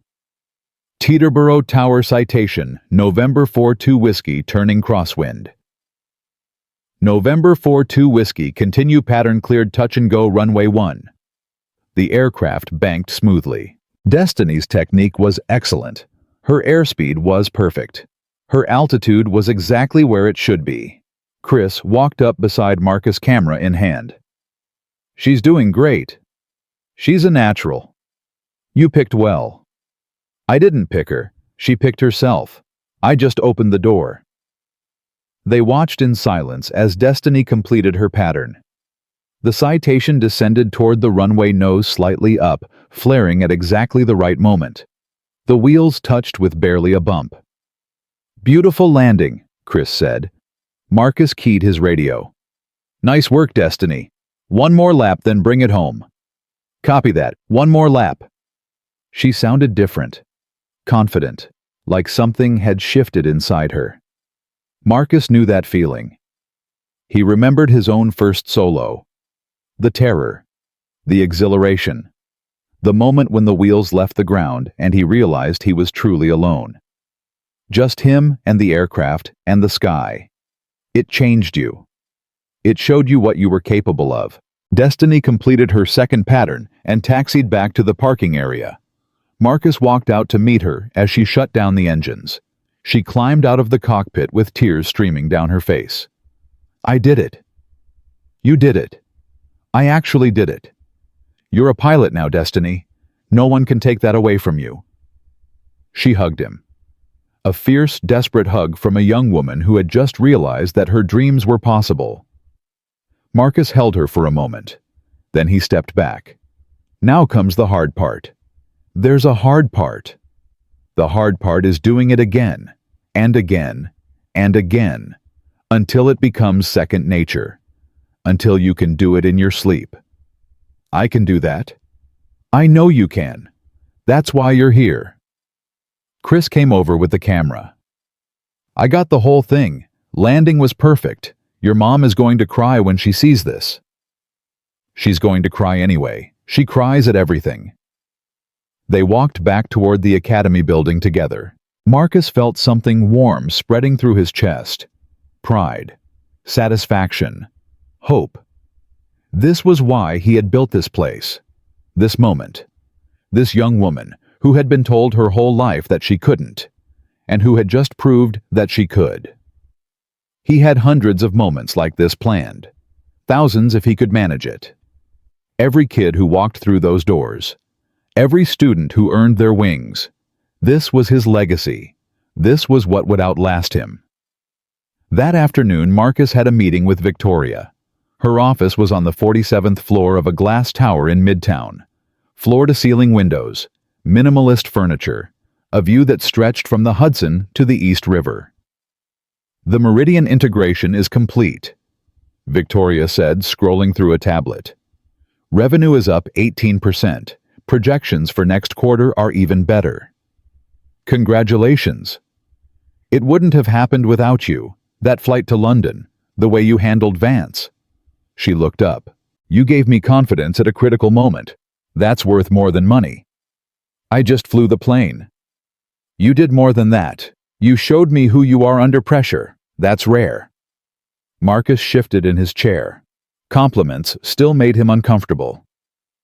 "I wanted to talk to you about something," Victoria said. "The flight department expansion." "What about it?" "We're adding 2 more aircraft next year. A Global 7500 and a Falcon 8X. I need pilots. Good ones. I can find you pilots. I want you to train them. Through the academy. Create a pipeline from Thompson Flight Academy directly to Chen Enterprises." Marcus considered this. "You want to hire my graduates?" "I want first pick, the best ones, the ones with potential." "They're all going to have potential. That's the whole point." Victoria smiled. "Then I want all of them. Every graduate, guaranteed interviews, competitive salaries, benefits, career paths." "Victoria, that's huge. It's smart business. I'd rather hire pilots trained by Marcus Thompson than pilots trained by anyone else." She leaned forward. "But there's a condition." "What condition?" "I want you to stay, long-term, 5 years minimum. Build this thing properly. Don't get poached by a competitor." "I'm not going anywhere." "I want it in writing." Marcus laughed. "You're serious." "I'm always serious about contracts." Victoria pulled out a document. New agreement. 5-year commitment. Salary increase of 30%. Additional equity stake in Chen Enterprises. Full funding for academy expansion to 3 locations. 3 locations. New York, Chicago, Los Angeles. 1 academy becomes 3. 12 students becomes 100. Marcus stared at the document. "Victoria, this is everything I wanted." "I know. That's why I'm offering it." "What's the catch?" "No catch. Just a partnership. You build pilots. I hire them. We both win." Victoria pushed the document across the desk. "Take it home. Read it. Talk to your lawyer. But don't take too long. I have competitors who would kill for a program like yours." Marcus picked up the document. It felt heavy in his hands. Heavier than paper should feel.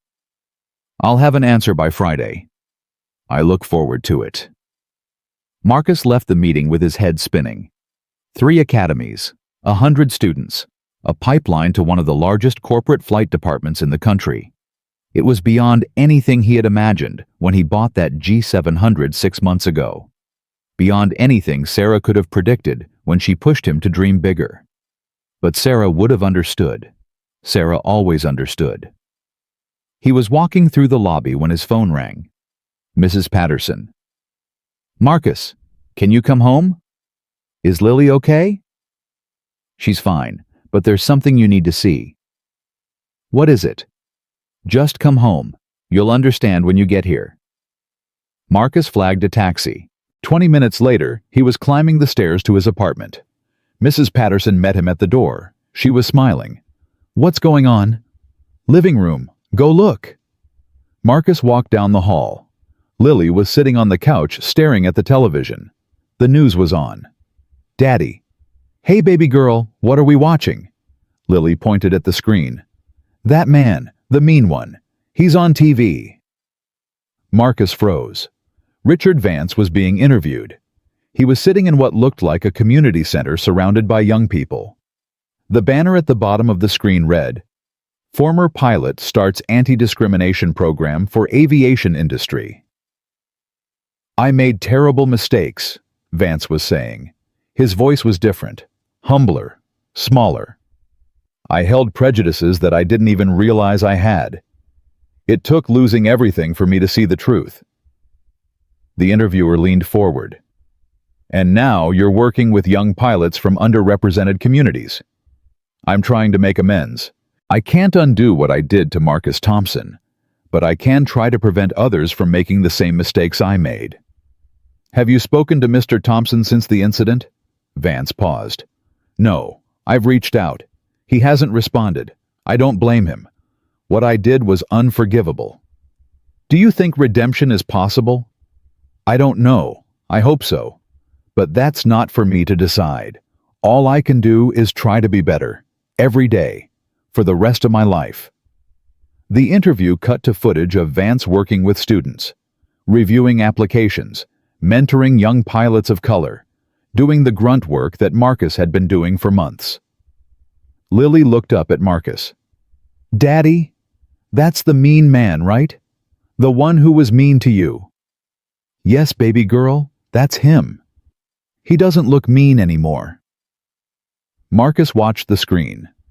Vance did look different, older, wearier, but also softer somehow, like something had broken inside him and healed back differently.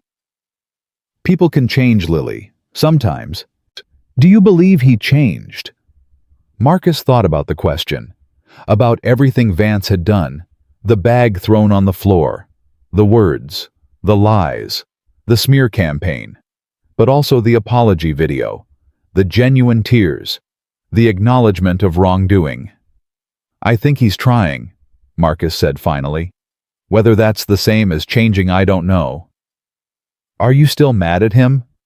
No, I let that go a long time ago. Then maybe you should talk to him. Marcus looked at his daughter, 8 years old, wise beyond her years. Why do you think I should do that? Because Mommy always said holding on to anger is like carrying a heavy backpack. It just slows you down. Marcus felt his eyes sting. When did she tell you that? Before she got sick. When I was mad at Sophie for stealing my crayons. Sophie stole your crayons. She gave them back. Lily shrugged. We're friends now. Marcus laughed. He pulled her into a hug. You're the smartest person I know, baby girl. I know. That night, after Lily went to bed, Marcus sat at his desk. He pulled out his phone and found the email Vance had sent 3 months ago. He had never opened it, never responded. Now he clicked on it. Marcus, I don't expect you to read this. I don't expect you to respond. But I need to say it anyway. I was wrong. About everything. I spent 30 years thinking I was better than people who didn't look like me. I told myself it was about standards, about experience, about earning your place. But that was a lie. I was scared. Scared of being replaced. Scared of a world that was changing without my permission.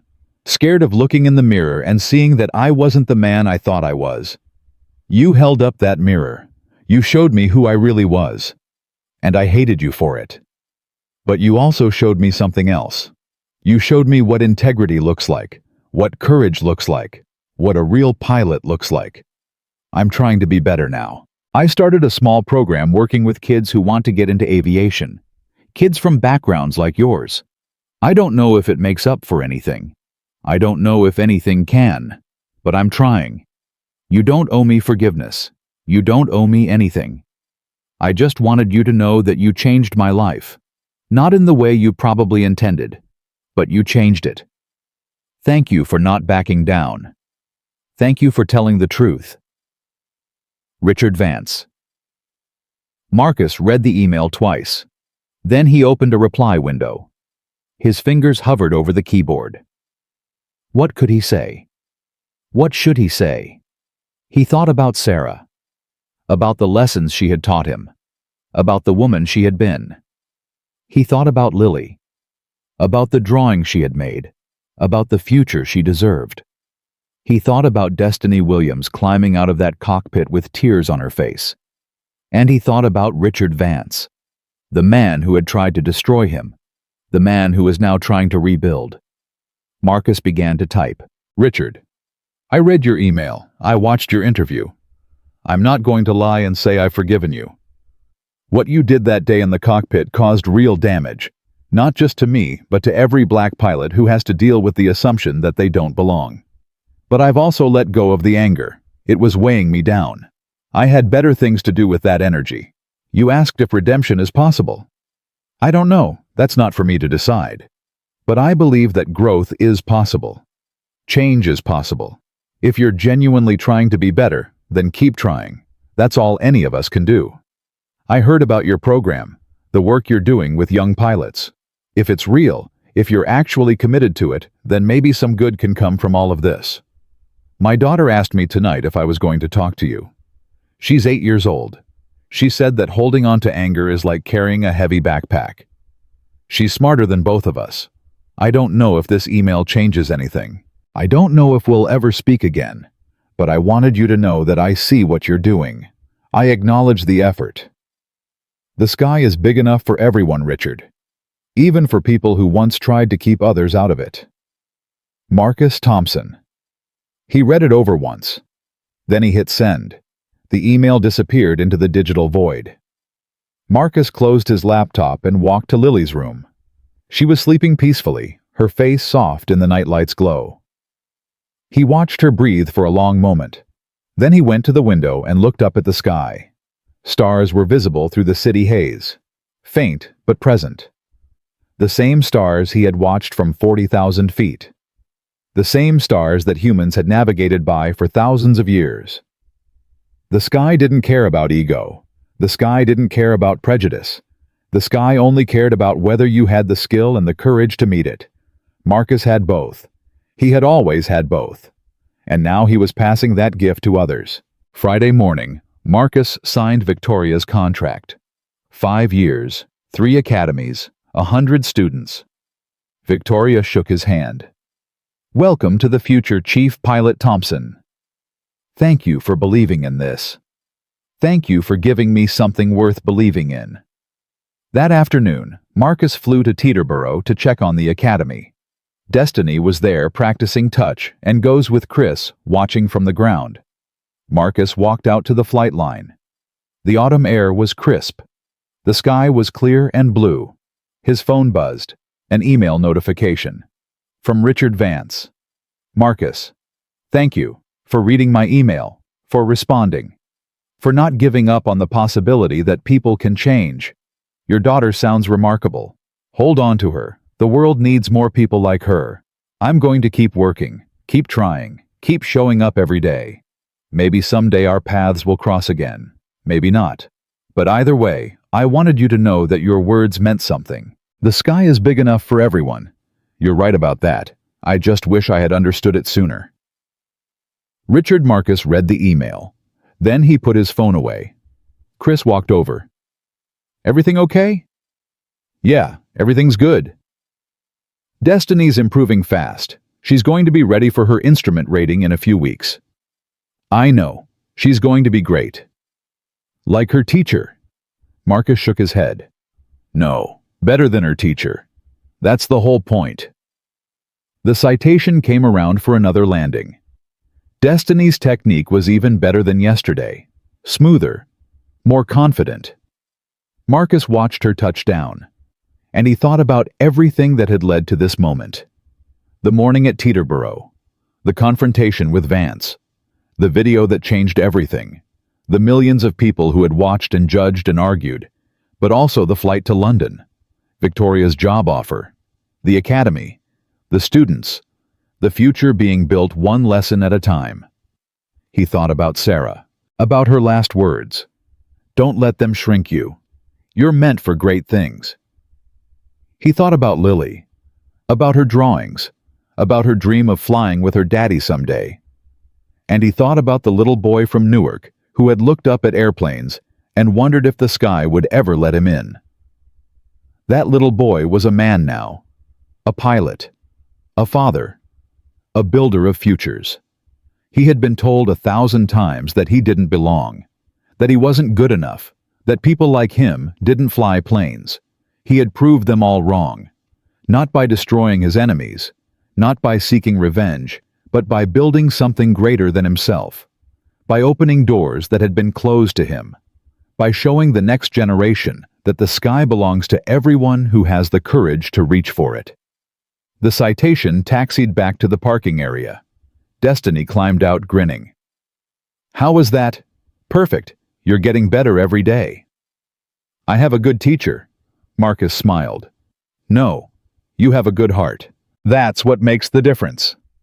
He walked back toward the academy building. The sun was setting over Teterboro, painting the sky in shades of orange and gold. Somewhere out there, Richard Vance was trying to rebuild his life. Somewhere, Victoria Chen was closing another deal. Somewhere, Lily was doing her homework and dreaming about the future. And here on this tarmac, Marcus Thompson was doing what he was born to do. Flying, teaching, building. The sky was big enough for everyone. He had always known that. Now he was making sure the whole world knew it too. That night, Marcus came home to find Lily waiting with another drawing. This one showed 3 airplanes flying in formation. Each one had a different pilot in the cockpit. One was labeled Daddy. One was labeled Emmy. One was labeled Mommy. What's this? Marcus asked, his voice thick. It's our family, Lily said. Flying together. Mommy is watching from heaven, but she's still flying with us. Marcus felt the tears come. He didn't try to stop them. It's beautiful, baby girl. I know. Lily hugged him. Daddy. Yeah. I'm proud of you. I'm proud of you too. I know. But I wanted to say it anyway. Marcus held his daughter close. The drawing pressed between them. The past and the future held in a child's crayon lines. Outside, the stars were coming out. The same stars that had guided sailors and aviators for generations. The same stars that would guide Lily someday when she took her own place in the sky. Marcus Thompson had been tested. He had been humiliated. He had been underestimated and dismissed and told that he didn't belong. But he had never stopped flying, and now surrounded by his daughter's love and his wife's memory, and the promise of tomorrow, he understood what Sarah had always known. The bullies don't win.